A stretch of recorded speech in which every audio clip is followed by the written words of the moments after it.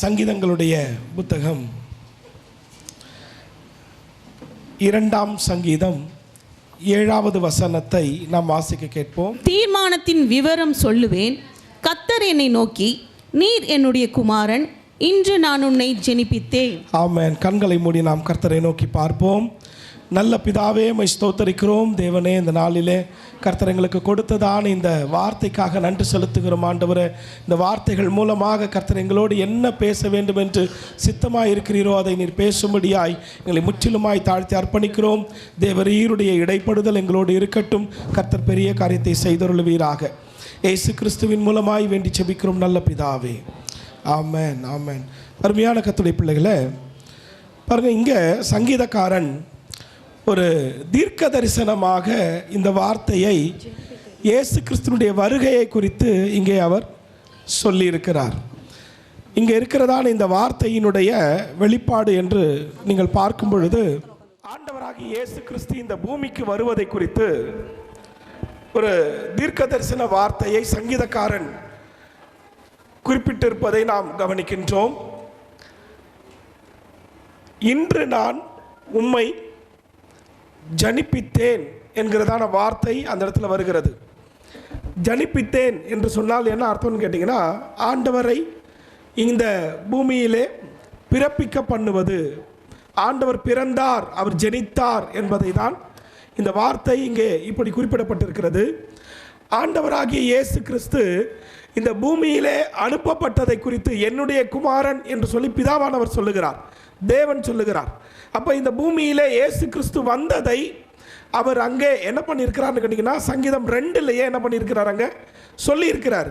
பாருங்க அருமையான கர்த்தருடைய பிள்ளைகளே, அதை தான் இந்த இடத்துல நாம் வாசிக்கிறோம். ஆங்கிலத்தில் இப்படி இருக்கிறது, I will declare the degree, the Lord hath said unto me, thou art my son, this day have I begotten thee என்கிறதான வார்த்தை பிகாட்டன் சன் அப்படின்னு சொல்லிட்டு நீங்கள் யோவான் 3:16 பார்ப்பீங்க. அப்போ தேவன் இந்த பூமிக்கு இயேசுவானவரை அனுப்பினதை குறித்து இந்த இடத்துல சங்கீதக்காரன் தீர்க்க தரிசனமாக எழுதி வைத்திருக்கிறார். ஏன் தேவன் இந்த பூமிக்கு வந்தார் என்று சொல்லி பார்த்தால், அருமையான கர்த்தருடைய பிள்ளைகளே, லூக்கா எழுதின சுவிசேஷம் 19ஆம் அதிகாரம் 10ஆம் வசனம் சொல்லுகிறது, இயேசு கிறிஸ்து இழந்து போனதை தேடவும் கெட்டு போனதை ரட்சிக்கவும் வந்தார். வாசிங்க பார்ப்போம்.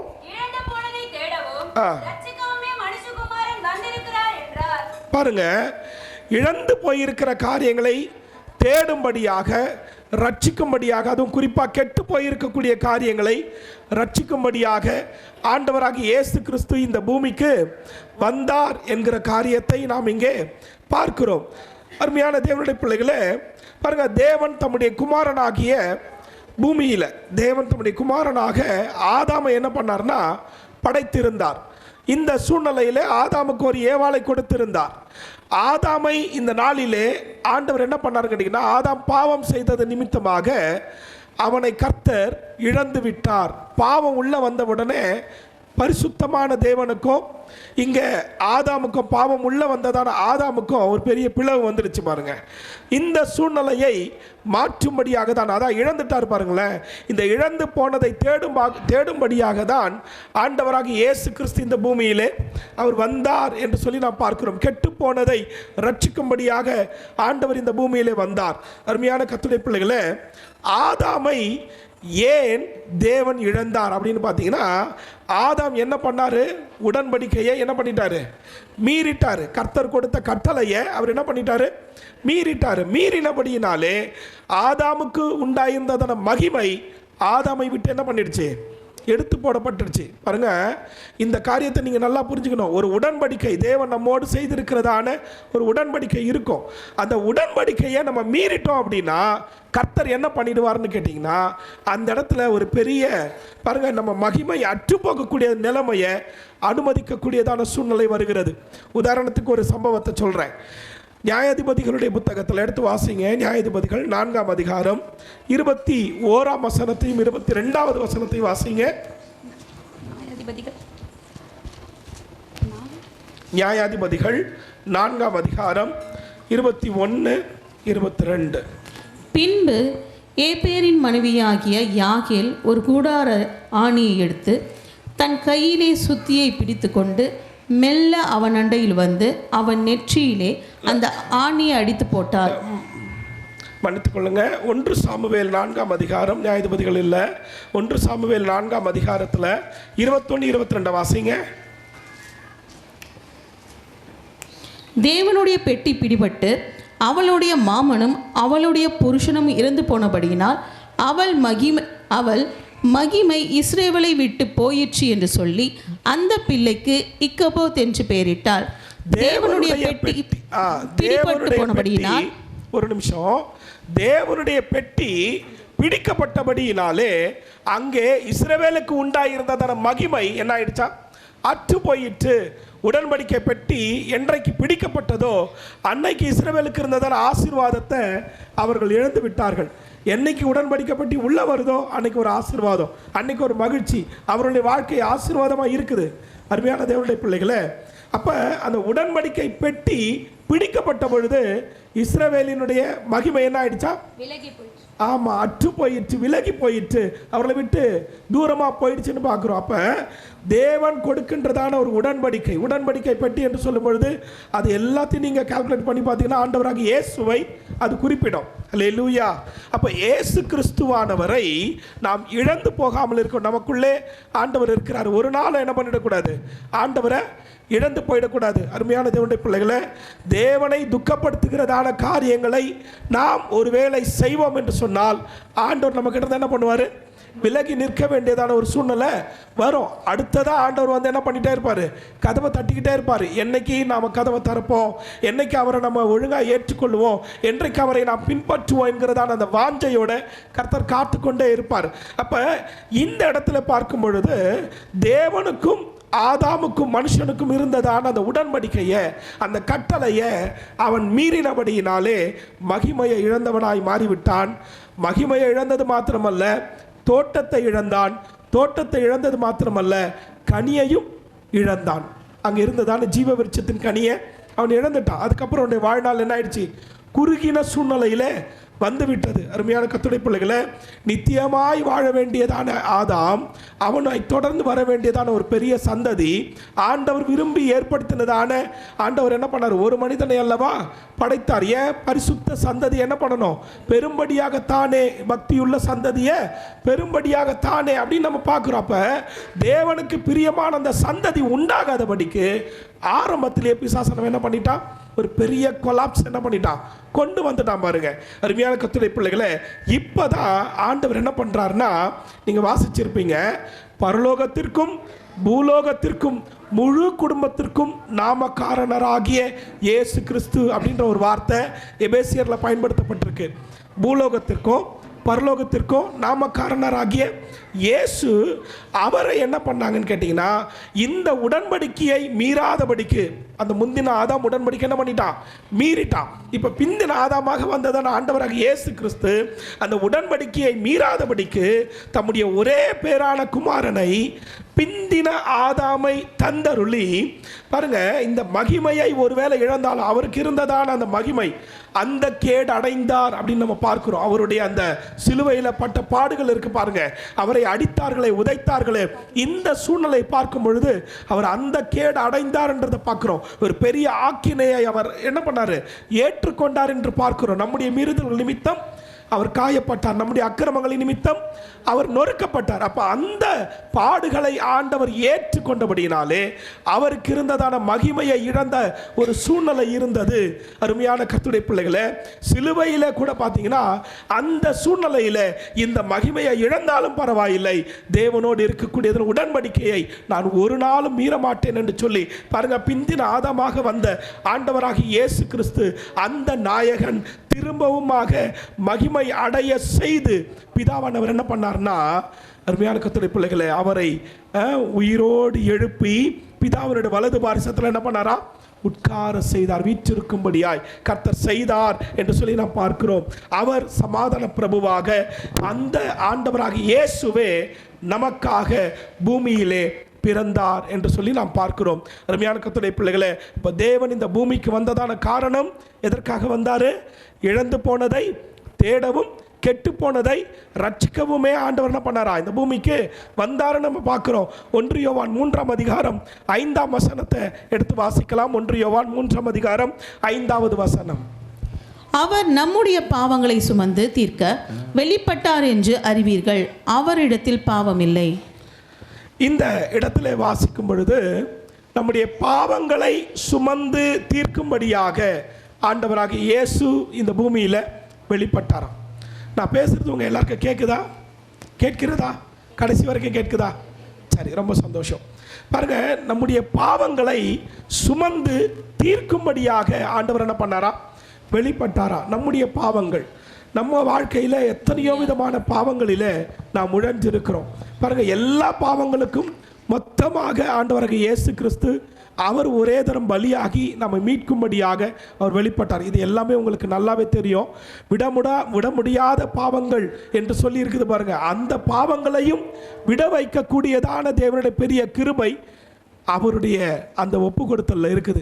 அவருடைய சிலுவையை நாம் சுமக்க ஆரம்பித்து விட்டால், அவருடைய சிலுவையில் நாமும் அறையப்பட ஆரம்பித்து விட்டால், இந்த உலகத்தினுடைய பாவங்கள் எல்லாவற்றிலும் இருந்து கர்த்தர் என்ன பண்ணுவார்னா நம்மளை விடுதலை ஆக்குவார். பல நேரங்களில் பாவத்தை விடவே முடியல எல்லாராலையும். அந்த பாவம் என்ன பண்ணிகிட்டே இருக்கு, பின்தொடர்ந்து வந்து கொண்டே இருக்கிறது. அப்போ இந்த பாவத்திலிருந்து விடுதலை பெற வேண்டும் என்றால் நம்ம என்ன செய்யணும் பாருங்கள், இயேசுவின் ரத்தத்தால் கழுவப்பட்டுறோம்.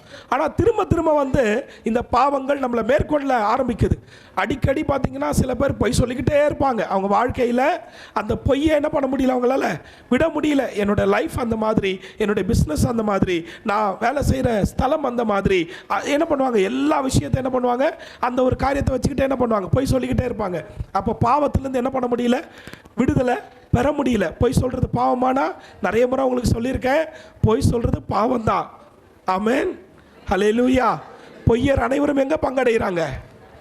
ஆமாம், எரிகிற அக்கினியும் கந்தகமும் எரிகிற அக்கினி கடலில் என்ன பண்ணுறாங்க, 2ஆம் மரணத்தில் என்ன பண்ணுறாங்க, பங்கடைகிறாங்க. நரகத்திற்கு போகக்கூடியதான ஒரு இடம் அங்கே வருகிறது. அப்போ இந்த பாவம் என்கிறதான விஷயத்தில் ஒரு சின்ன பொய் அப்படின்ற அந்த வார்த்தையை நம்மளால் என்ன பண்ண முடியல, மேற்கொள்ள முடியல. அப்போனா என்ன அர்த்தம்னா, அது நம்மை மேற்கொண்டு இருக்கிறது.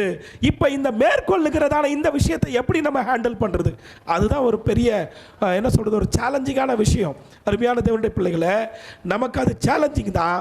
ஆனால் ஆண்டவருடைய அந்த கிருபை இருக்குது பாருங்க, நம்மளை என்ன பண்ணணும்னு கேட்டிங்கன்னா, அதிலிருந்து மீண்டு வர நம்மளை என்ன பண்ணுது, உதவி செய்கிறது.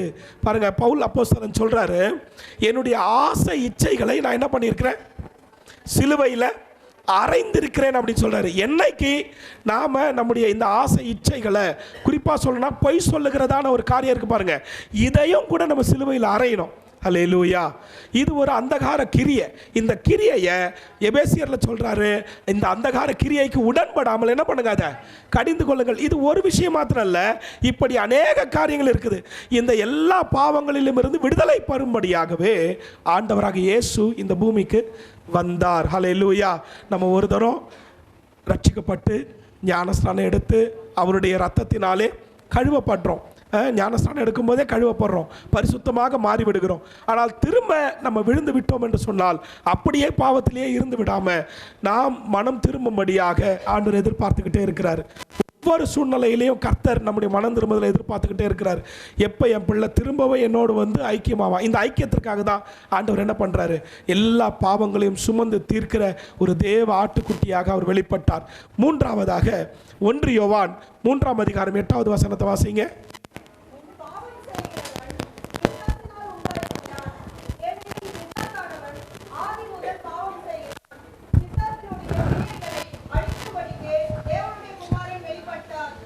பாருங்க, இங்க ஆண்டவர் ஏன் வெளிப்பட்டார், ஏன் வந்தார் இந்த பூமிக்கு அப்படின்னா, பிசாசினுடைய கிரியைகளை அழிக்கும்படிக்கு.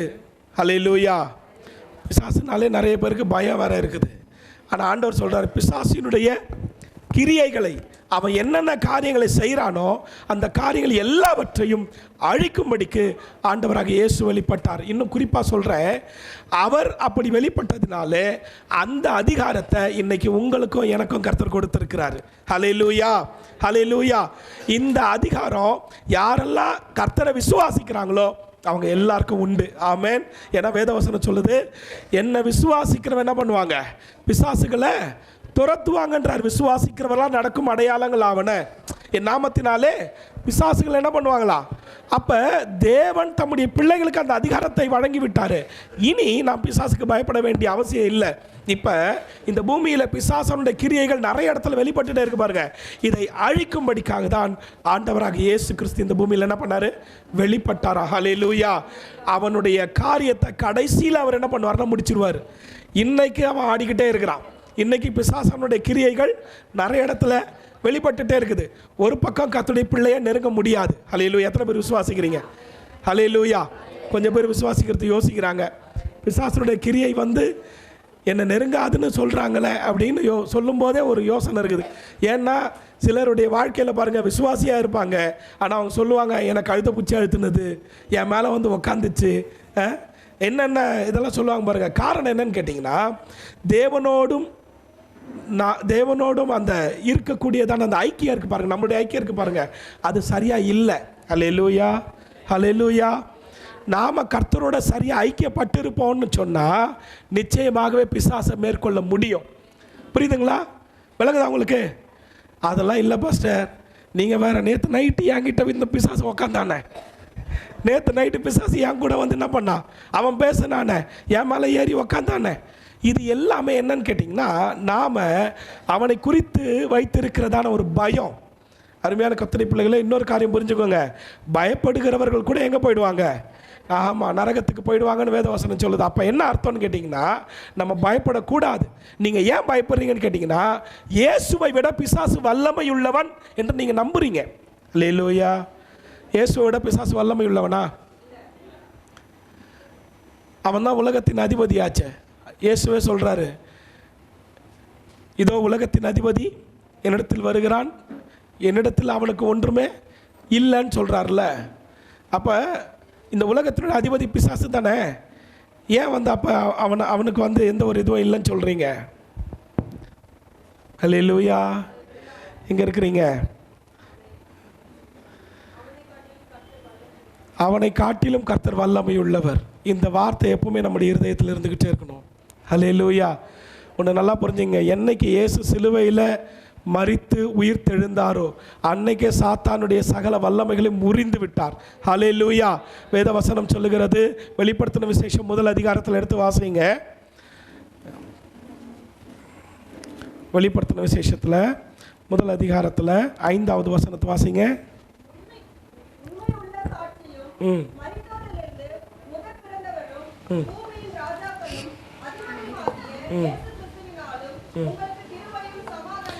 இந்த இடத்துல நீங்கள் குறிப்பாக அண்டர்லைன் பண்ண வேண்டியது என்ன தெரியுமா? பூமியின் ராஜாக்களுக்கு அதிபதியுமாகிய இயேசு கிறிஸ்துவினாலும். இப்போ இந்த பூமியினுடைய ராஜாக்களுக்கு அதான் அந்த வசனம் சொல்லுது, மரித்தோரிலிருந்து முதற் பிறந்தவர். என்னைக்கு ஆண்டவர் உயிர் தெழுந்தாரோ அன்னைக்கே முடிஞ்சு போச்சு. உலகத்தினுடைய அதிபதி என்ற டைட்டில்லாம் பிசாசுக்கு முடிஞ்சிருச்சு. ஹல்லேலூயா. இன்றைக்கு இயேசு தான் அதிபதி. உங்களை ஆளுகை செய்கிறவரும் என்ன ஆளுகை செய்கிறவரும் இயேசப்பா தான்.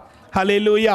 அவர் அதற்காக தான் இந்த பூமியில் வந்தார். வசனம் சொல்லுது, பிசாசின் கிரியைகளை அழிக்கும்படிக்கே ஆண்டவராக இயேசு கிறிஸ்து வெளிப்பட்டார். அப்போ தேவன் ஏன் பூமிக்கு வந்தார்? ஏசப்பா ஸ்டார் கட்டணும். ஒருத்தர் சொன்னாங்க, குடில் வைக்கணுங்க, குடில் வைக்கலைன்னா ஐயோ எனக்கு தூக்கமே வராதுங்க அப்படின்னு சொல்லி ஒருத்தர் சொன்னாங்க. சில பேருக்கு கிறிஸ்மஸ் ட்ரீ வைக்கணும். கிறிஸ்மஸ் ட்ரீ வச்சாதான் அவங்களுக்கு ஒரு ஆத்ம திருப்தி. இல்லைன்னா என்ன ஆகிடும்னு கேட்டிங்கன்னா, அவங்களுக்கு மனசெல்லாம் ஒரே வேதனையாக இருக்கும். சே அப்போம்மா இந்த மாதிரி கிறிஸ்மஸ் ட்ரீயே நம்ம வைக்கலை அப்படின்னு என்ன பண்ணுறோம்? வேதனைப்படுறோம். ஹல்லேலூயா. உண்மை தானே? சில பேருக்கு ரொம்ப கஷ்டம், இந்த முறை கஷ்டம் எனக்கு, அதனால் கிறிஸ்மஸ் ட்ரீ வைக்கலை, அடுத்த முறை பாருங்கள் பெரிய ட்ரீயாக வாங்கி வைக்கிறேன் அப்படின்னு நினைப்பாங்க. கிறிஸ்மஸ் ட்ரீ வைக்கிறதுல ஒரு பிரயோஜனமும் கிடையாது. வேதத்தில் அப்படிப்பட்ட ஒரு அடையாளமும் இல்லை. அல்லேலூயா. கிறிஸ்மஸ் ட்ரீலாம் வந்து பார்த்திங்கன்னா வெஸ்டர்ன் கல்ச்சர்லேருந்து உள்ளே வந்தது. புரியுதுங்களா? இந்த ஸ்டார் மாத்திரம் ஏதோ நமக்கு கொஞ்சம் மாட்டிக்கிச்சு. இந்த ஸ்டார் கூட என்னது? இயேசு கிறிஸ்து அவர் நட்சத்திரமாக வெளிப்படுகிறார் என்பது என்னாகமத்தில் பீலேயாம் தீர்க்கதரிசி மூலமாக ஆண்டவர் சொல்கிறாரு. ஆனால் இன்னொரு பக்கத்தில் நம்ம என்ன சொல்கிறோம்? இயேசுவை காட்டுவதற்கு வழிகாட்டினதான ஸ்டாரு. சரி, ஏதோ ஒரு விதத்தில் அந்த ஸ்டார் ஒரு தப்பிச்சு போயிடுச்சு பாருங்க, அது இருக்கட்டும், விட்டுருங்க. ஆனால் இந்த கிறிஸ்மஸ் ட்ரீக்கும் சாண்டா கிளாஸுக்கும் என்ன இல்லை? ரெக்கார்டு இல்லை. சாண்டா கிளாஸ்னால் செயின்ட் நிக்கோலஸ்ன்னு சொல்கிறோம். ஏதோ சின்ன பிள்ளைங்களை மகிழ்விக்கிறதுக்காக, அதுவும் சாண்டா கிளாஸ் வீட்டுக்கு வரலன்னா கோச்சிக்கிறாங்க வேறு. சர்ச்சுக்கே வரமாட்டேன் பாஸ்டர், ஏன்? அந்த சாண்டா கிளாஸ் எங்கள் வீட்டு உள்ள வந்து ஜெபம் பண்ணல அப்படின்றாங்க. ஒரு அம்மா வந்து சாண்டா கிளாஸ் தான் சாமின்னு எடுத்து கும்பிடுது, கையை எடுத்து. ஆமாம், அந்த தாத்தாவோட தாடியை பிடிச்சலாம் முத்தம் கொடுக்குது. எவ்வளோ வேதனையாக இருக்குது பாருங்களேன். ஜனங்களுக்கு இந்த அறிவு இல்லை. என்ன அறிவு இல்லைன்னா, எல்லாருடைய எண்ணமும் கிறிஸ்மஸ் தாத்தானா அது வந்து என்ன பண்ணுறாங்க, சந்தோஷம். அதே மாதிரி குடில் வைக்கிறது, அதில் இயேசு கிறிஸ்து குழந்தையாக என்ன பண்ணுறாரு, உள்ளே இருக்கிறாரு. அதை வேற வச்சுக்கிட்டு என்ன பண்ணுறோம், இயேசுவை இன்னும் என்னவா பார்த்துட்டே இருக்கிறோம், குழந்தையாகவே பார்த்துட்டு இருக்கிறோம். அருமையான கர்த்தருடைய பிள்ளைகளை என்ன ஒருத்தர் கூப்பிட்டாங்க, ஐயா எங்கள் வீட்டில் நாங்கள் குடில் வச்சுருக்கோம், பெரிய குடில் வச்சுருக்கோம், வந்து எங்களை ப்ளஸ் பண்ணிட்டு போங்க அப்படின்னாங்க. நான் வரமாட்டேன்னு சொல்லிட்டேன்.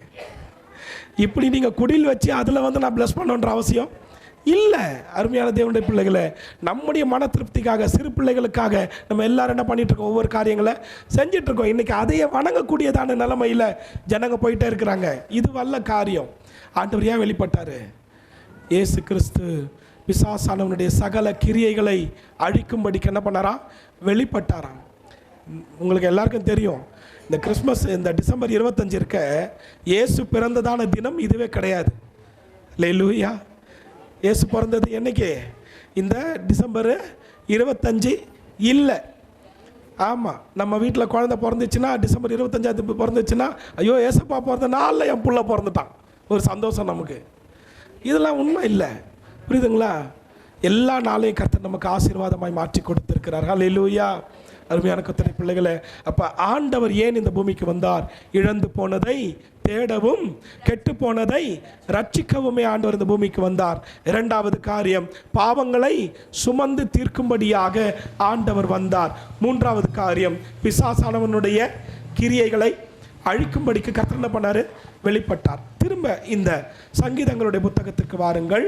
சங்கீதம் 2:7 வாசிங்க. தீர்மானத்தின் விவரம் சொல்லுவேன். இதை நல்லா புரிஞ்சுங்க போதும். அந்த வார்த்தையை நல்லா கவனிங்க. என்ன எழுதப்பட்டிருக்கு? தீர்மானத்தின் விவரம்.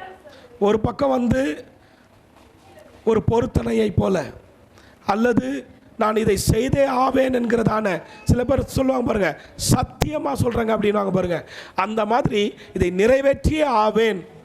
இன்னும் குறிப்பாக சொல்லணும் அப்படின்னு பார்த்தீங்கன்னா, ஒரு ஆணையிடுதல். என்ன ஆணையிடுதெல்லாம் ஆண்டவர் ஒரு பிளான் பண்ணிட்டாரு.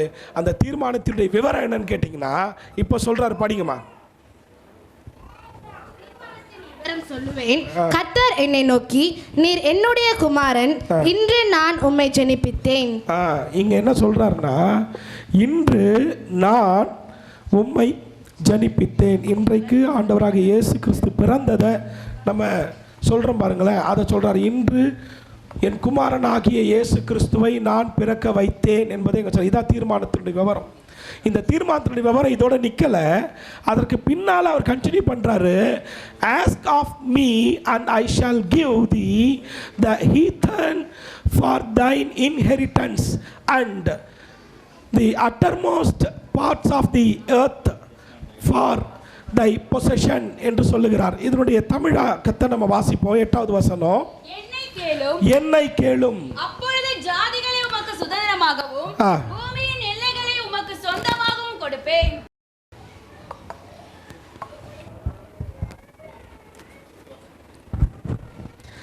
என்னை கேளும், அப்பொழுது ஜாதிகளை உமக்கு சுதந்திரமாகவும் பூமியின் எல்லைகளை உமக்கு சொந்தமாகவும். ஜாதிகளை என்று சொல்லும் பொழுது ஜென்டைல் பீப்புள், ஆங்கில வேதாகமத்தில் என்ன போட்டிருக்கு? புறஜாதிகள்.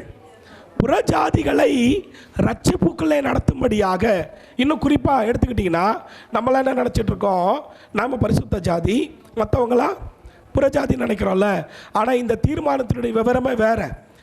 ஆதாம் எப்படி இருந்தான்? பரிசுத்தமானவனாக இருந்தான், கர்த்தருடைய மகிமையில் இருந்தான். அப்போ அவன் பரிசுத்த ஜாதியாக இருந்தான். அந்த பரிசுத்த ஜாதியாக இருந்தவன் என்னைக்கு பாவம் உள்ளே வந்துருச்சோ அவன் புற ஜாதியாக மாறிட்டான். விளங்கி இருக்கோன்னு நினைக்கிறேன். நம்ம எல்லாரும் ஆதாம் ஏவாள் அவங்க வம்சத்தில் வந்தவங்க தானே.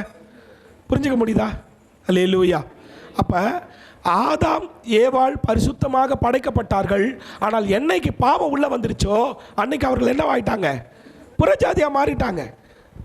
அந்த புறஜாதியாக இருக்கக்கூடியதான நிலைமைகளை வசனம் சொல்லுது.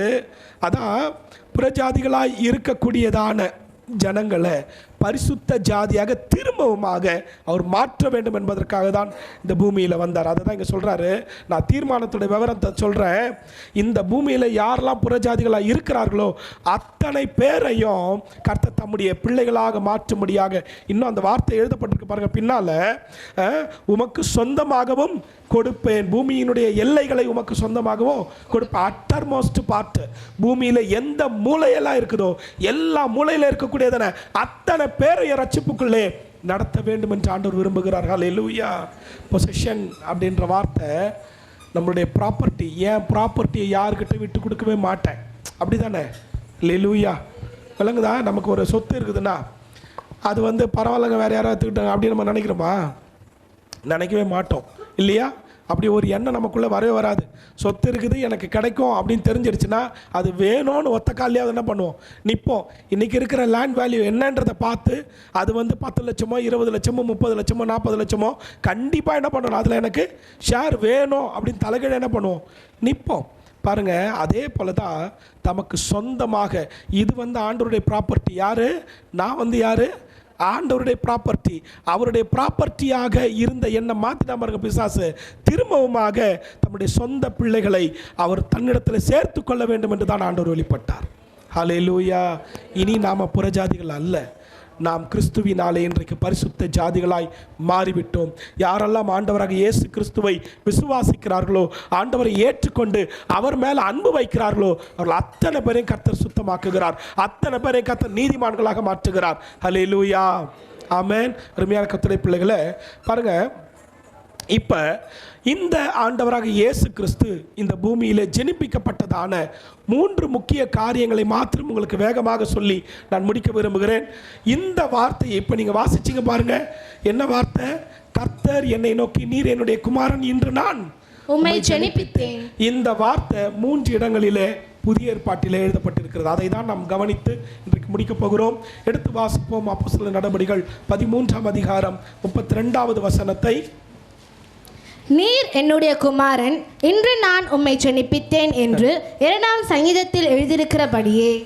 அடுத்த வசனம். இயேசுவை எழுப்பினதினாலே தேவன் நம்முடைய பிதாக்களுக்கு அருளி செய்த வாக்குத்தத்தத்தை அவர்களுடைய பிள்ளைகளாகிய நமக்கு நிறைவேற்றினார் என்று நாங்களும் உங்களுக்கு சுவிசேஷமாய் அறிவிக்கிறோம். இனி அவர் அழிவுக்கு உட்படாதபடிக்கு அவரை மரித்தோரிலிருந்து எழுப்பினார் என்பதை குறித்து தாவீதுக்கு அருளின நிச்சயமான கிருபைகளை உங்களுக்கு கட்டளையிடுவேன் என்று திருவுளம் பற்றினார். பாருங்க, அவர் அழிவுக்கு உட்படாதபடிக்கு அவரை மரித்தோரிலிருந்து எழுப்பினார். இதுதான் ஆண்டவர் பண்ணதான ஒரு பெரிய மகத்தான காரியம். இதே காரியத்திற்குள்ள தான் நம்மளை கொண்டு போகிறார். நிறைய பேர் மரணத்தை குறித்து ஒரு பயம் இருந்துக்கிட்டே இருக்குது. ஆனால் உங்களுக்கு நான் சொல்கிறேன், மரணத்தை குறித்து பயப்படாதீங்க. இன்றைக்கு நான் மரிப்பேன் என்று சொன்னால் தேவனோடு இருப்பேன். ஹல்லேலூயா. இந்த விசுவாசம் நமக்குள்ளே இருக்கணும். ஆமென். புரியுதுங்களா?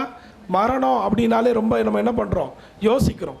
ஆனால் ஆண்டவர் நமக்கு ஒரு பெரிய வாக்குத்தத்தத்தை கொடுத்திருக்கிறார். மரித்தோரிலிருந்து ஆண்டவர் என்ன பண்ணுவாரா? எழுப்புவாரா. ஆண்டவருடைய பிளானே அதுதான். ஆண்டவர் ஏன் இந்த மரணத்தை ஃபிக்ஸ் பண்ணார் அப்படின்னா, அட்லீஸ்ட் அந்த மரண டைம்லேயாவது அவன் ஆண்டவரேன்னு கூப்பிட்டாவது என்கிட்ட வந்துடுவானா அப்படின்ற நோக்கம் பாருங்க. அல்லேலூயா. கடைசி நேரத்தில் எல்லாரும் கைவிரிக்கும் போது என்ன சொல்கிறாங்க? எங்களுக்கு தெரியாதுங்க, நீங்கள் கடவுள்கிட்ட போயிட்டு வேண்டிக்கோங்க அப்படின்னு சொல்கிறாங்க பாருங்க. அப்போ இன்றைக்கு ஆண்டவர் நமக்கு சொல்லுகிறதான காரியம் மரித்தோரிலிருந்து உயிரோடு எழுப்பும்படியாக. இன்னும் குறிப்பாக சில காரியங்களை சொல்கிறாரு. அவர் இந்த வாக்குத்தத்தத்தை நிறைவேற்றினாரா? கர்த்தரை எழுப்புவேன்னு சொன்னார் இல்லைங்களா? இயேசுவை எழுப்புவேன்னு சொன்னார். அந்த வார்த்தையை கர்த்தர் நிறைவேற்றிட்டார். இந்த வார்த்தையை இனி நம்மளுடைய காலகட்டங்களில் நிறைவேற்ற போகிறார். மறந்து போயிடாதீங்க. உலர்ந்த எலும்புகள் என்ன பண்ணுமா? உயிர் பெற்று எழும்போம். எசேக்கியேல்ல வாசிக்கிறோம். அல்லேலூயா. அப்போ இந்த நாட்கள் வந்து கொண்டிருக்கிறது. என்றைக்கு நாம் கிறிஸ்துவுக்குள்ளே மரிக்கிறோமோ, வசனம் சொல்லுது, நீ பயப்படாத, நீ பாக்கியவானன்னு சொல்லுது. அல்லேலூயா. ஆமென். வெளிப்படுத்தின விசேஷத்தில் என்ன வாசிக்கிறோம்? கர்த்தருக்குள் மரிக்கிறவர்கள் இது முதல் பாக்கியவான்கள் என்று எழுது. அப்ப இந்த வசனம் சொல்லுகிறதை போல நம்மை ஆண்டவர் உயிர்ப்பித்து எழுப்பும்படியாக அந்த பரிசுத்தத்திற்கு நேராக பங்குள்ளவர்களாக மாற்றியிருக்கிறபடியினாலே பாருங்க, ஆண்டவர் இந்த பூமிக்கு வந்தார். ஹல்லேலூயா. அவர் சொல்றாரு, நிச்சயமான கிருபைகளை தாவீதுக்கு அளித்தார். பாருங்களேன், நமக்கும் கர்த்தர் அளிப்பார். ஹல்லேலூயா. ஆண்டவர் எப்படிப்பட்ட கிருபைகளை அளிப்பாரு? நிச்சயமான கிருபைகளை கர்த்தர் என்ன பண்ணுவார்? அளிப்பார். அதனால் நீங்கள் பயப்படாதீங்க. தாவீதுக்கு உண்டான அத்தனை ஆசீர்வாதங்களும் நமக்கு உண்டு. அந்த ஆசீர்வாதங்களை நாம் சுதந்திரித்து கொள்ளுவோம். ஆமென். வசனம் சொல்லுது, அவருடைய 38வது வசனத்தை வாசிங்க. ஆதலால் சகோதரரே, இவர் மூலமாய் உங்களுக்கு பாவ மன்னிப்பு உண்டாகும் என்று அறிவிக்கப்படுகிறதென்றும் மோசேயின் நியாயப்பிரமாணத்தினாலே நீங்கள் எவைகளினின்று விடுதலையாக்கி நீதிமான்கள் ஆக்கப்பட கூடாதிருந்ததோ விசுவாசிக்கிறவன் எவனும் அவைகளினின்று இவராலே விடுதலையாக்கி நீதிமான் ஆக்கப்படுகிறான் என்றும். மோசேயுடைய நியாயப்பிரமாணம் ஒரு சில காரியங்களில் விடுதலையாக்கப்படவே முடியல. ஆனால் இவருடைய காரியங்கள் எப்படின்னு கேட்டிங்கன்னா, எதுலெல்லாம் விடுதலையாக்கப்பட முடியாமல் கஷ்டப்படுறோமோ எல்லாவற்றிலும் இருந்து கர்த்தர் விடுதலையாக்குகிறார். ஹல்லேலூயா, ஹல்லேலூயா. மோசேயுடைய நியாயப்பிரமாணம் ஒரு குறிப்பிட்ட காலகட்டம், அது வரைக்கும் தான். அதுக்கு மேலே அது பிரயோஜனப்படலை. ஆனால் கர்த்தர் சொல்கிறாரு, இந்த வார்த்தையை திரும்ப நான் உங்களுக்கு வாசிக்கிறேன். மோசேயுடைய நியாயப்பிரமாணத்தினாலே நீங்கள் எவைகளில் நின்று விடுதலையாகி நீதிமான்களாக்கப்படக்கூடாது இருந்ததோ விசுவாசிக்கிறவன் எவனும் அவைகளில் நின்று இவராலே விடுதலையாகி நீதிமானாக்கப்படுகிறான் என்றும் உங்களுக்கு தெரிந்திருக்க கடவது. அருமையான தேவனுடைய பிள்ளைகளை, மோசையை விட அந்த நியாயப்பிரமாணத்தை விட இயேசு இந்த பூமியில் வெளிப்பட்டது. எதெல்லாம் உங்கள் வாழ்க்கையில் மாற்றப்பட முடியாமல் இருக்கிறதோ, எதெல்லாம் உங்கள் வாழ்க்கையில் பிரச்சனையாக இருக்குதோ, எதெல்லாம் விடுதலையை பெற முடியாமல் இருக்கிறதோ எல்லாத்தையும் அவர் பண்ணிடுவார். ஹல்லேலூயா. அதுதான் நிச்சயமான கிருபைகளை கர்த்தர் நமக்கு கொடுக்கிறார். வசனம் சொல்லுது, இவராலே நமக்கு என்ன உண்டாயிருக்கா? பாவ மன்னிப்பு உண்டாயிருக்கிறது. இரண்டாவது காரியம், எபிரேயர் 1:5 வசனம் வாசிங்க. எபிரேயர் 1:5 எப்படி எனில், நீர் என்னுடைய குமாரன், இன்று நான் உம்மை ஜனிப்பித்தேன் என்றும் நான் அவருக்கு பிதாவா இருப்பேன், அவர் எனக்கு குமாரனா இருப்பார் என்றும் அவர் தூதர்களில் யாருக்காவது எப்போதாகிலும் சொன்னதுண்டா? இந்த இடத்துல பார்க்கும் பொழுது இந்த பாவ மன்னிப்பாகிய இந்த சுத்திகரிப்பை கர்த்தர் நமக்கு கொடுத்துட்டார். பாருங்களேன், இப்போ ஆண்டவர் என்ன பண்ணுறான்னா, பிதாவினுடைய வலது பாரிசத்தில் போயிட்டு அவர் வீற்றிருக்கிறார். இப்போ ஆண்டவருடைய அடுத்த வேலை என்னன்னு கேட்டிங்கன்னா, இந்த 13ஆம் வசனம் சொல்லுகிறது, சத்துருக்களை பாதப்படி ஆக்கி போடும் வரைக்கும். இன்னும் ரோமரில் இன்னும் வேற மாதிரி எழுதுறாரு. பாருங்க, எடுத்து வாசிங்க. ரோமருடைய கடைசி அதிகாரத்தில் 16ஆம் அதிகாரம் 20வது வசனம். சமாதானத்தின் தேவன் சீக்கிரமாய் சாத்தானை உங்கள் கால்களின் கீழே நசுக்கி போடுவார். இங்க பாருங்க, நம்முடைய கர்த்தராகிய இயேசு கிறிஸ்துவின் கிருபை உங்களுடனே கூட இருப்பதாக. அப்போ தேவனுடைய இந்த கிருபை என்ன செய்து பாருங்க, சமாதானத்தின் தேவன் சீக்கிரமாய் சாத்தானை உங்கள் கால்களின், அங்கே தம்முடைய கால்கள் இல்லை, இங்கே உங்களுடைய கால்களில். அப்போ ஆண்டவர் என்ன பண்ணுறாருன்னா, சாத்தானுடைய கிரியைகளை அழிக்கும்படிக்காக அவர் வெளிப்பட்டிருக்கிறாரு. வசனம் சொல்லுது, சத்துருக்களை பாதப்படியாக்கி போடும் வரைக்கும். அல்லேலூயா. சத்துருக்களை பாதப்படியாக்கி போடணும் அப்படின்னா நம்ம வீட்டில் இருக்கக்கூடிய மாமியாரை யோசிக்கக்கூடாது, நம்ம வீட்டில் இருக்கிற மாமனாரை யோசிக்கக்கூடாது, நம்ம வீட்டில் இருக்கக்கூடிய அம்மா அப்பாவை யோசிக்கக்கூடாது. ஐயோ எங்கள் அம்மாவா, அவ்வளோதாங்க, என் சத்துருவே எங்கள் அம்மா தாங்க அப்படின்னு சொல்லி நம்ம நினைக்கக்கூடாது. அல்லேலூயா. அருமையான கர்த்தருடைய பிள்ளை, சத்துருனா யார்? பிசாசானவன். ஆமென். ஆமாம், அவனுடைய காரியங்களை பாதப்படியாக்கி போடுற வரைக்கும் கர்த்தர் என்ன பண்ணுறதில்ல, விடவே மாட்டார். ஹல்லேலூயா. இந்த வசனம் சொல்லுது, பாதப்படியாக்கி போடும் வரைக்கும் ஆண்டவர் என்ன பண்ணுறாரா? ஆண்டவர் வந்ததற்கான முக்கியமான நோக்கங்களில் இரண்டாவது காரியம், அவர் ஏன் இந்த பூமியிலே அவர் ஜெனிப்பிக்கப்பட்டார் என்பதை இந்த இடத்துல பார்க்க முடியும். இதே எபிரேயர் எழுதின நிருபம் 5ஆம் அதிகாரம் 5வது வசனத்தையும் 6வது வசனத்தையும் வாசிங்க. அந்தபடியே கிறிஸ்துவும் பிரதான ஆசாரியராய் இருக்கிறதற்கு தம்மை தாமே உயர்த்தவில்லை. நீர் என்னுடைய குமாரன், இன்று நான் உம்மை ஜனிப்பித்தேன் என்று அவரோட சொன்னவரே அவரை உயர்த்தினார். பாருங்க, இந்த இடத்துல இதே வார்த்தை பயன்படுத்தப்பட்டிருக்குல்ல. இது ஏன் அப்படின்னா, பின்னால நீங்க 6வது வசனத்தில் பார்க்கும்போது, அப்படியே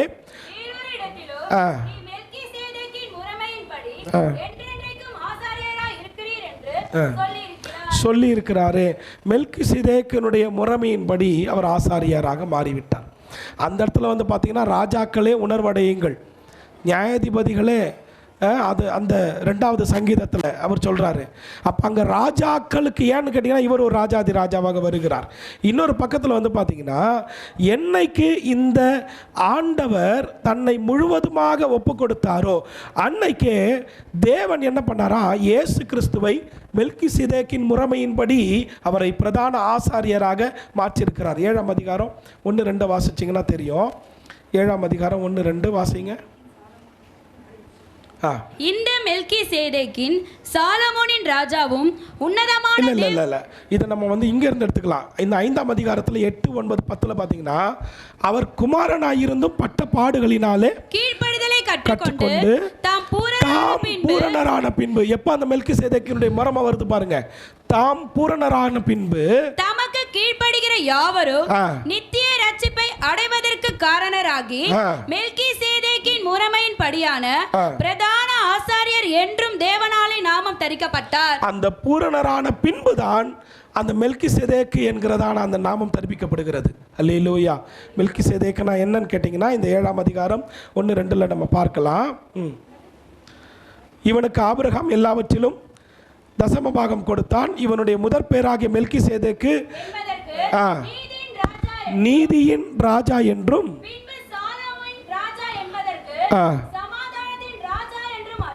அப்ப பாருங்க இவர் எப்படி வெளிப்பட்டிருக்கிறார்னா நீதியின் ராஜாவாக சமாதானத்தின் ராஜாவாக என்ன பண்ணியிருக்கிறாரு, வெளிப்பட்டு இருக்கிறார். அப்போ ஆண்டவர் இந்த மெல்கிசேதேக்கின் முறைமையின்படி அவர் எப்படிப்பட்டவராக மாறி இருக்கிறாரு, ஆசாரியராக மாறி இருக்கிறார். அருமையான கர்த்தருடைய பிள்ளைகளை, இந்த மெல்கிசேதேக்கை குறித்து ஏற்கனவே நம்ம வந்து பார்த்துருக்கிறோம். இந்த முறைமையின்படி தான் இன்னைக்கு இருக்கக்கூடியதான புதிய ஏற்பாட்டு சபை இருக்க வேண்டும். இந்த மெல்கிசேதேக்கினுடைய முறைமையை நம்ம ஒழுங்காக ஃபாலோ பண்ணிட்டோம் அப்படின்னா பரலோகத்திற்கு நம்ம பங்குள்ளவர்களாய் மாறி இருக்கிறோம்னு அர்த்தம். ஹல்லேலூயா. ஆனால் ஒரு காரியம் என்னன்னு கேட்டிங்கன்னா உண்மையாகவே ரொம்ப டஃப்பான சில காரியங்கள்லாம் இதில் இருக்குது. அதனால தான் சொல்கிறார், அப்போ யார் பரலோகத்தில் பிரவேசிக்க முடியும் அப்படின்னா மனுஷரால் இது கூடாதது தான் தேவனாலே எல்லாம் கூடும். யாரெல்லாம் அந்த பூரணர் ஆகணும் அப்படின்ற அந்த வாஞ்சை இருக்கிறதோ, அந்த விருப்பம் இருக்கிறதோ அவர்களை நிச்சயமாக, ஏன்னா அந்த ஒரு ப்ராக்டிஸ் பண்ணிக்கிட்டே இருப்பாங்க. அவங்க வந்து பார்த்திங்கன்னா ஏதோ ஒரு தவறு செஞ்சுட்டாங்கன்னா உடனே மனசு என்ன ஆகும், அடிச்சுக்கும். பரிசுத்த ஆவியானவர் பேசுவார், இதன் தவறு செஞ்சுட்டேன், உடனே மன்னிப்பு கேட்பேன், ஆண்டவரே என்னை மன்னிச்சிருங்க, இனி நான் அதை செய்யக்கூடாது. அப்போ இந்த பூரணர் ஆகக்கூடியதான நிலைமைக்கு நம்ம போய்கொண்டே இருக்கும் பொழுது அப்போ ஆண்டவர் என்ன பண்ணுவார்னா, இந்த பிள்ளை என் வார்த்தைக்கு கீழ்ப்படிஞ்சு என்னுடைய காரியங்களை செய்யணும்னு ஆசைப்படுது, அதனால் நான் என்ன பண்ணுறேன், இதற்கு ஒரு தகுதியை கொடுக்குறேன், மேலே தூக்கிட்டு போயிடுவார் ஆண்டவர். ஹல்லேலூயா. ஹல்லேலூயா. விளங்குதா உங்களுக்கு? நம்ம பாவத்திற்கு இடம் கொடுத்துக்கிட்டே இருந்தோம் அப்படின்னா ஆண்டவர் என்ன மன்னிச்சிருவார், ஆண்டவர் என்ன மன்னிச்சிருவார், எப்படியாவது கடைசி நேரத்துலையாச்சும் நான் தப்பிச்சிருவேன் அப்படின்னு நினச்சிட்டே இருந்தீங்கன்னா ரொம்ப டிஃபிகல்ட்டு. உடனடியாக மனம் திரும்பணும். ஒரு தப்பு செஞ்சிட்டோம் அப்படின்னா விடவே விடாதீங்க, சான்ஸே கொடுக்காதீங்க பிசாசுக்கு. தப்பு செஞ்சாலும் பரவாயில்ல, ஒருவேளை ஆண்டவர் சமூகத்தில் நீங்கள் விழுந்து போராடியாவது அவர்கிட்ட மன்னிப்பு பெற்றுக்கொள்ளணும். ஹல்லேலூயா. ஆனால் நீங்கள் ஒரு தீர்மானம் எடுக்கணும், நான் திரும்ப என்ன பண்ண மாட்டேன், தப்பு செய்ய மாட்டேன் அப்படின்ற ஒரு தீர்மானம் எடுக்கணும். எல்லாரும் நான் விழுந்துட்டேன் அவ்வளோதாங்க என் வாழ்க்கை முடிஞ்சிச்சுங்க அப்படின்னு சொல்லிட்டு என்ன பண்ண பாவத்திலே நிலை கொண்டு இருக்கிறார்கள். கிருபை பெருகுதுன்னு சொல்லிட்டு பாவத்திலே நிலைச்சிட்டு இருப்பியா, அது கூடாதுன்றார் பவுல். விளங்குதா உங்களுக்கு? அப்போது நம்ம ஒரு முறை தப்பு செஞ்சுட்டோங்க, திரும்ப திரும்ப நம்ம செஞ்சுட்டே இருக்கக்கூடாது. அதான் அடிக்கடி கடிந்து கொள்ளப்பட்டும் தன் பிடரியை கடினப்படுத்தக்கூடிய நிலைமையில் நம்ம இருக்கக்கூடாது. அப்படி இருந்தால் அவன் என்ன பண்ணுவானா, சகாயமின்றி எந்த உதவியும் இல்லாமல் அவனுக்கு அந்த நேரிடுகிறதான ஒரு போராட்டமான சூழ்நிலை கர்த்தர் சொல்கிறாரு. அப்போ நாம் புரிஞ்சுக்கணும், இந்த பாவத்திலே நிலைத்திராமல் பாவத்தை போக்கும்படியாக வெளிப்பட்ட ஜெனித்ததான ஆண்டவராக இயேசு கிறிஸ்துவினிடத்திலே நம்மை முழுமையாக சரண்டர் பண்ணணும். ஹல்லேலூயா. அருமையான கர்த்தருடைய பிள்ளைகளே, ஆண்டவர் இந்த பூமியில் வந்ததற்கான 3 நோக்கங்களை உங்களுக்கு நான் ஏற்கனவே சொல்லியிருந்தேன். இழந்து போனதை தேடவும், கெட்டு போனதை ரட்சிக்கவும் ஆண்டவர் வந்தார். பாவங்களை சுமந்து திருக்கிற தேவ ஆட்டுக்குட்டியாக என்ன பண்ணார், ஆண்டவர் வெளிப்பட்டார். அப்புறம் பிசாசினுடைய கிரியைகளை அழிக்கும்படிக்கு கர்த்தர் வெளிப்பட்டார். இவருடைய இந்த காரியங்களுக்கு தேவையான 3 விதமான முக்கிய காரணங்கள் என்னன்னு கேட்டிங்கன்னா பாருங்கள், வாக்கு தத்தத்தை நிறைவேற்றினார். அதே போல் நம்ம லைஃப்லேயே அவர் அவர் முதற் பேராயிட்டாரு. அடுத்தது நாம எல்லாரும் அந்த காரியத்திற்கு பங்குள்ளவர்களாய் மாறப்போகிறோம். அந்த பாவ மன்னிப்புனாலே பரலோகத்திற்கு நாம் பங்குள்ளவர்களாய் மாறப்போகிறோம். பரிசுத்தத்திற்கு பங்குள்ளவர்களாய் மாறி இருக்கிறோம். அதே மாதிரி 2வது காரியத்தில் சத்துருக்களை பாதப்படியாக்கி போடும் வரைக்கும் அவர் செய்வார், நம்மளும் செஞ்சுக்கிட்டே இருப்போம். ஹல்லேலூயா. உங்களுடைய வாழ்க்கையில் எதிராய் வருகிறதான பிசாசனுடைய அத்தனை காரியங்களையும் எதிர்த்து நில்லுங்க. கர்த்தர் உங்களுக்கு பலன் தருவார். ஹல்லேலூயா. எந்த பாஸ்டரும் உங்களுக்கு ஃபோன் பண்ணி ஜெபிக்க வேண்டிய அவசியம் இல்லை. எந்த பாஸ்டர்கிட்ட நீங்கள் ஓடி போய் நிற்க வேண்டிய அவசியம் இல்லை. உங்கள் வாயிலே கர்த்தர் அதிகாரத்தை கொடுத்திருக்கிறார். ஆமென். அந்த ஒரு வைராக்கியத்துக்குள்ளே வந்துருங்க. கர்த்தர் எனக்குள்ளே ஒரு அதிகாரத்தை கொடுத்திருக்கிறார். ஆமென். ஹல்லேலூயா. அவருடைய authority not for only pastors or prophets. புரியுதுங்களா? ஹல்லேலூயா. யார் ஊழியம் செய்கிறாங்க அவங்களுக்கு மட்டும் கிடையாது. இது தேவன் நமக்கு கொடுத்திருக்கிற அந்த அத்தாரிட்டி. யாருக்கும் கொடுக்கவே இல்லை. உங்கள் வாயில் கர்த்தர் அந்த அத்தாரிட்டி கொடுத்திருக்கிறார். ஆமென். பூமியில் இருக்கிறதான அத்தனை காரியங்கள் மேலேயும் ஒரு அதிகாரத்தை கர்த்தர் விசுவாசிச்சிங்கன்னா போதும், கர்த்தர் பெரிய காரியத்தை செய்வார். ஹல்லேலூயா. இந்த வார்த்தை சொல்லுகிறது சத்துருக்களை பாதப்படியாக்கி போடும் வரைக்கும். 3வது மெல்கிசேதேக்கினுடைய முறைமையின்படி நம்முடைய வாழ்க்கையும் மாற்றப்பட வேண்டும். அவர் ஆசாரியராக, தேவனாலே ஆசாரியராக என்ன பண்ணிட்டாரு? அக்ரி பண்ணப்பட்டார். எப்பன்னு கேட்டிங்கன்னா பூரணரான பின்பு. நாமளும் பூரணராக கடந்து போயிட்டே இருக்கணும். ஹல்லேலூயா. வசனம் சொல்லுது பூரணராகும்படி கடந்து போவோமாக அப்படின்னு வசனம் சொல்லுது. அப்போ யாரும் பூரணமானவங்க கிடையாது. யாரும் பர்ஃபெக்ட்டுங்க நான் அப்படின்னு கை தூக்கவே முடியாது. எல்லார்கிட்டையும் குறை இருக்குது. ஆமென். ஸோ அந்த குறையை வச்சுக்கிட்டு நம்ம குறையே பட்டுட்டு இருக்கக்கூடாது. பூரணராகும்படி என்ன பண்ணணும்? நெக்ஸ்ட் லெவல் போயிட்டே இருக்கணும். இதுதான் ஆண்டவர் எதிர்பார்க்கிறார். கண்களை மூடி நாம் ஜெபம் பண்ணுவோம். கர்த்தர் நம்முடைய வாழ்க்கையை ஆசீர்வதிப்பாராக.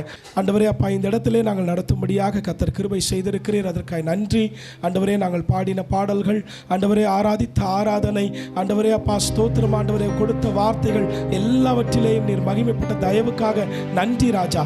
இன்றைக்கு ஆண்டவரே உடைய பிள்ளைகள் எல்லாரையும் கர்த்தர் கொண்டு வந்திருக்கிறேன். ஆண்டவரே உடைய வார்த்தைகளின்படி உடைய பிள்ளைகளை ஆசீர்வதித்து நடத்துங்க ஆண்டவரே. தாவீதுக்கு அருளின அந்த கிருபைகள் உடைய பிள்ளைகளுக்கு ஆண்டவரே வளர்ந்து ஓங்குவதாக. ஆண்டவரே உம்மை ஸ்தோத்திரிக்கிறோம். உடைய பிள்ளைகளுடைய வாழ்க்கையில் காணப்படுகிற சகல சத்துருக்களின் கிரியைகள் நிர்மலமாகட்டும் ஆண்டவரே. கர்த்தாவே, நீர் எப்படி மெல்கிசேதேக்கின் முறைமையின்படி ஆசாரியரானீரோ அதை போல ஆண்டவரே நாங்களும் எங்களுடைய கேஃபா சபையும் ஆண்டவரே அப்பா உமக்கு பிரியமுள்ளவர்களாய் மாற உதவி செய்யுங்க தகப்பனே. நீர் ஆசீர்வதியும் பலப்படுத்தும். வந்த ஒவ்வொருவரையும் கர்த்தர் பொறுப்படுத்திக் கொள்ளும். இயேசு கிறிஸ்துவின் மூலமாய் வேண்டி ஜெபிக்கிறோம் நீங்கள் நல்ல பிதாவே. ஆமென், ஆமென், ஆமென், ஆமென். கர்த்தர் நல்லவர். Thank you Jesus. Thank you Lord. Thank you Jesus. சரி, ஃபைனலாக எல்லாரும் சேர்ந்து சொல்லிடுவோம். என் ஆத்மாவே கர்த்தரை ஸ்தோத்திரி, என் முழு உள்ளமே அவருடைய பரிசுத்த நாமத்தை ஸ்தோத்திரி. என் ஆத்மாவே கர்த்தரை ஸ்தோத்திரி, கர்த்தர் செய்த சகல உபகாரங்களையும் மறவாதே. ஆமென், ஆமென். God bless you. உங்கள் அனைவருக்கும் இனிய கிறிஸ்துமஸ் நல்வாழ்த்துக்களை தெரிவித்துக் கொள்கிறேன். கர்த்தர் தாமே உங்களை ஆசீர்வதிப்பாராக. ஆமென்.